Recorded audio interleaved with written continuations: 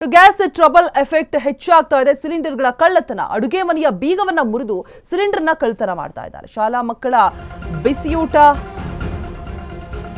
ಬಿಸಿಯೂಟದ cylinders ಏನಿರುತ್ತಲ್ವಾ, so ಅದನ್ನು ಕೂಡ ಬಿಡ್ತಾ ಇಲ್ವಂತೆ ಖದೀಮರು.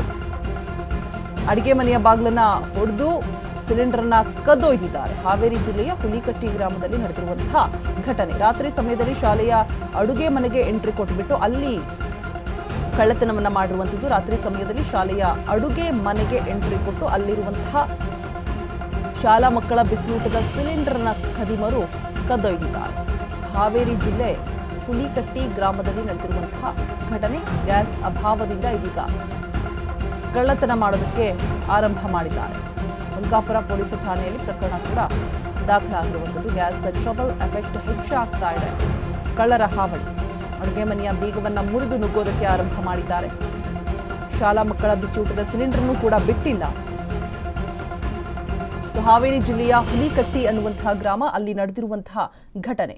ಸೊ ನೋಡ್ತಾ ಇರಬಹುದು, ಸರ್ಕಾರಿ ಹಿರಿಯ ಪ್ರಾಥಮಿಕ ಶಾಲೆ ಹುಲಿಕಟ್ಟಿ. ಸೊ ಇಲ್ಲಿ ಅಡುಗೆ ಮನೆಗೆ ಬೀಗ ಹಾಕಿದ್ದಾರೆ. ಆ ಬೀಗವನ್ನ ಒಡೆದು ಸಿಲಿಂಡರ್ನ ತೆಗೆದುಕೊಂಡು ಹೋಗಿದ್ದಾರೆ. ಶಾಲಾ ಮಕ್ಕಳ ಬಿಸಿಯೂಟದ ಅಡುಗೆ ಮನೆ ಏನಿರುತ್ತೆ ಅಲ್ಲಿ ಇರುವಂತಹ ಸಿಲಿಂಡರ್ ಬೀಗವನ್ನು ಒಡೆದು ತೆಗೆದುಕೊಂಡು ಹೋಗಿದ್ದಾರೆ. ಹಾವೇರಿ ಜಿಲ್ಲೆ ಹುಲಿಕಟ್ಟಿ ಗ್ರಾಮ.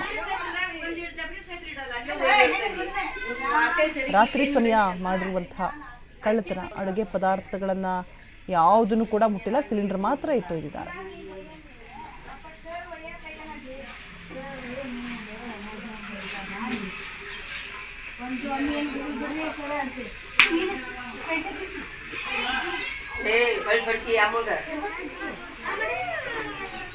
ಗ್ಯಾಸ್ ಟ್ರಬಲ್ ಎಫೆಕ್ಟ್ನಿಂದಾಗಿ ನೋಡಿ ಕಳ್ಳರು ಗ್ಯಾಸ್ ಕಳ್ಳತನ ಮಾಡೋದಕ್ಕೆ ಮುಂದಾಗಿರುವಂಥದ್ದು.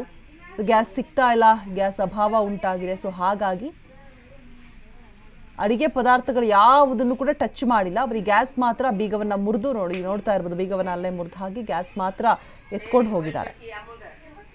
ರಾತ್ರಿ ಸಮಯದಲ್ಲಿ ಶಾಲೆಯ ಬೀಗವನ್ನ ಮುರಿದು ಅಡುಗೆ ಮನೆಯ ಬೀಗ, ಆ ಬಿಸಿಯೂಟ ಕೊಡಬೇಕು ಅಂತ ಮಕ್ಕಳಿಗೆ ಸರ್ಕಾರಿ ಶಾಲೆಯಲ್ಲಿ ಏನು ವ್ಯವಸ್ಥೆ ಮಾಡಿರ್ತಾರೆ, ಸೊ ಅಲ್ಲಿ ಅಡುಗೆ ಮನೆಗೆ ನುಗ್ಗಿಬಿಟ್ಟು ಗ್ಯಾಸನ್ನು ತೆಗೆದುಕೊಂಡು ಹೋಗಿರುವಂಥದ್ದು.